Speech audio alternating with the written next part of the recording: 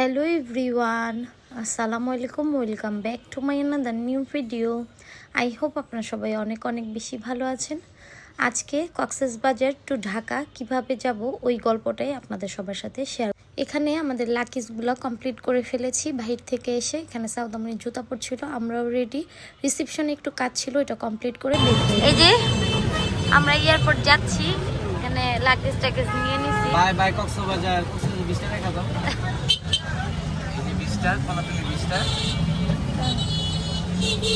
এখন যাচ্ছি আমরা। মিস করবা?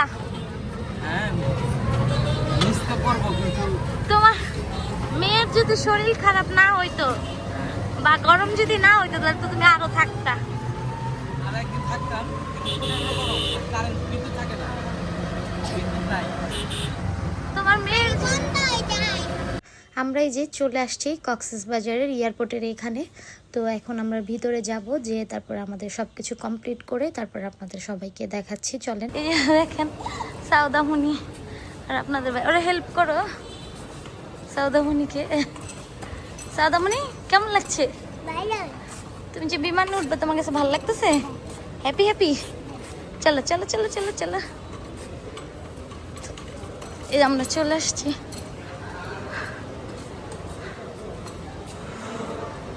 ভিতরে এসে সব কিছু চেক করে তারপরে আমাদের লাগেজগুলো দিয়ে দিয়েছি, আমাদের বোর্ডিং পাসগুলোও আমরা নিয়েছি। এখন আমরা ভিতরে যেয়ে বসে বসে ওয়েট করব আমাদের বিমানের জন্য আসলে, তারপর আমরা ঢাকার উদ্দেশ্যে রওনা হব। এখানে সাউদার লাগেজ নিয়ে যাচ্ছিল, ও বারবার কমপ্লিট। হ্যাঁ, বোর্ডিং পাস দিয়ে দিছে এখানে আমাদেরকে তিনজনে, সাউদামনির, আমার, আপনাদের ভাইয়ার। এখানে আসার পর আমাদের একটু হ্যাসেল হয়ে গেছে। সাউদামনির কিছু খেলনা ছিল, ওগুলা নিয়ে আসতে দেয়নি। পরে লটার গানটা ওইটা আমরা ফেলে দিছি, আর টুকটাক যা খেলনা ছিল ওগুলো আমরা নিয়ে নিছি লাগেজের মধ্যে। আমাদের আর জায়গা নাই লাগেজে, প্রচন্ড পরিমাণ কাপড় ছিল। তুমি কি বলো? প্রচন্ড পরিমাণ কাপড় ছিল, দিতে পারিনি।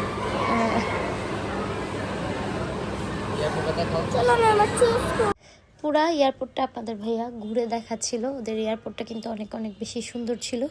আমরা কিন্তু বোর্ডিং পাস নিয়ে বসেছিলাম, আমাদের বিমান আসলে তারপর আমরা বিমানে উঠে যাব।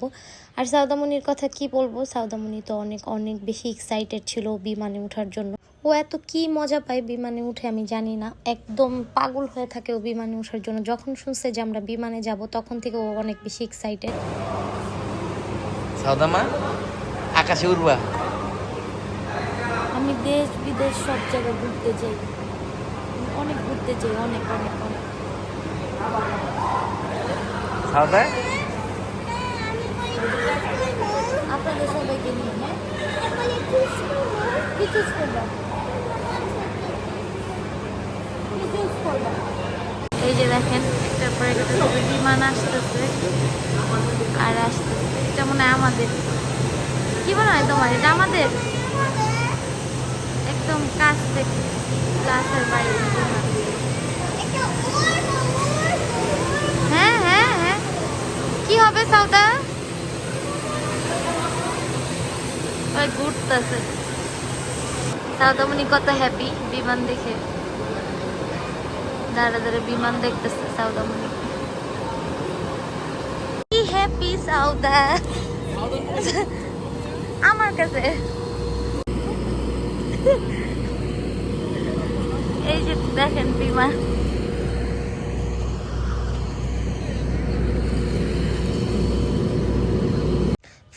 ফাইনালি দেখেন সাউদামনি এখন বিমানের সামনে চলে আসছে। ও এখন কিছুক্ষণের মধ্যে বিমানে উঠবে। ওর এক্সাইটেডটা অনেক বেশি আমার কাছে ভালো লাগতেছিল, মানে ওর জন্যই তো সব কিছু। ও যখন এত বেশি হ্যাপি হচ্ছিল দেখে আমার আর আপনাদের ভাইয়ার অনেক বেশি ভালো লাগতেছিল এখানে। তো ও তো অনেক বেশি হ্যাপি ছিল, একদম দৌড়ায় দৌড়ায় যাচ্ছিল।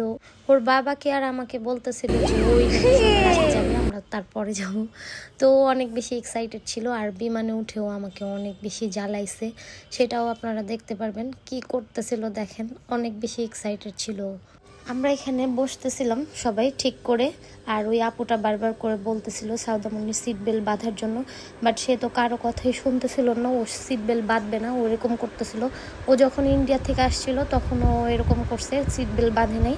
এখনও সিট বেল্ট বাঁধতে চাইতেছে না।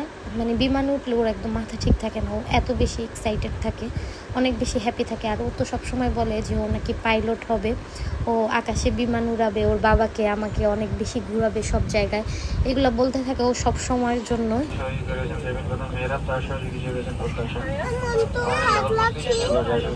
এখন না পড়ে, এই যে দেখেন সাউদামণি বিমানে উঠে কত দুষ্টামি করতেছে।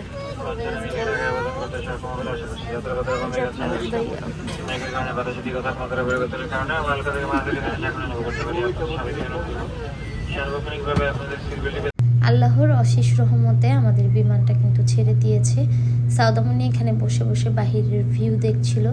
আমি বলতেছিলাম যে আমি এখানে বসবো, জানলার পাশে বসে একটু ভিডিও করব, বাট সে এখানে বসে বসে এনজয় করছিল। বিমানে বিস্কিট অন্য কিছু মনে করছিল এই না, এখানে কেন স্যান্ডউইচ দিল, এটা বান খেয়ে দেখো।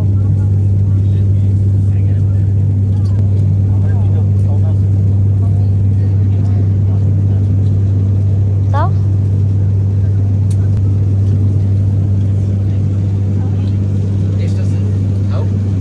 কি এই বিস্কিট কার জন্য নিয়েছো?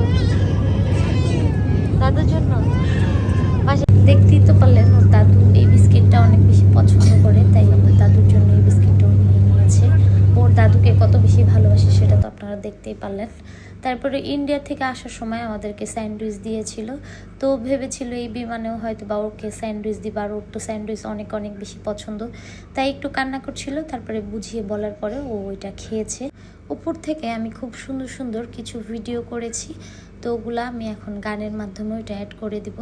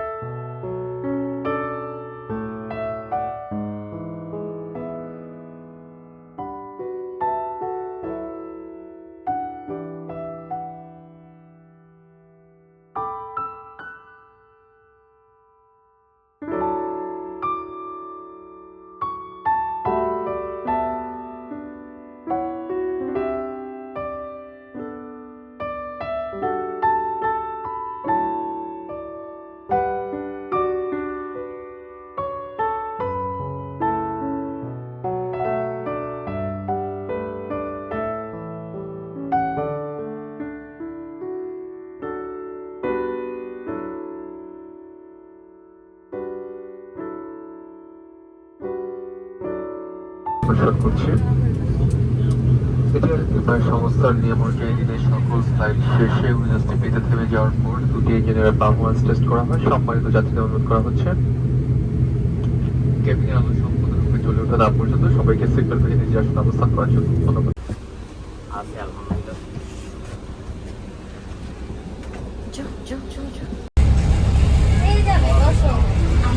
সাউদার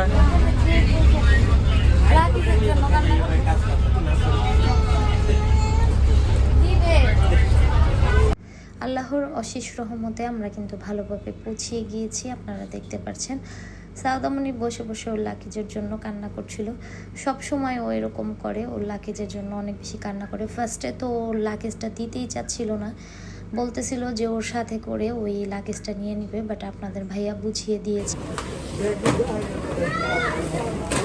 দাদা বাবা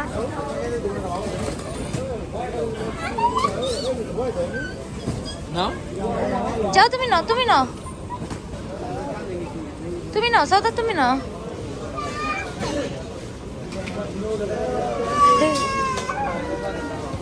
এখন পাইছো, পাইছো এখন তোমার লাকিস পাইছো, হ্যাপি।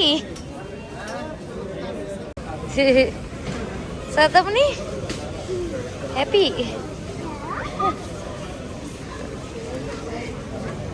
দেখেন সাউদামণি কত বেশি হ্যাপি। সাউদা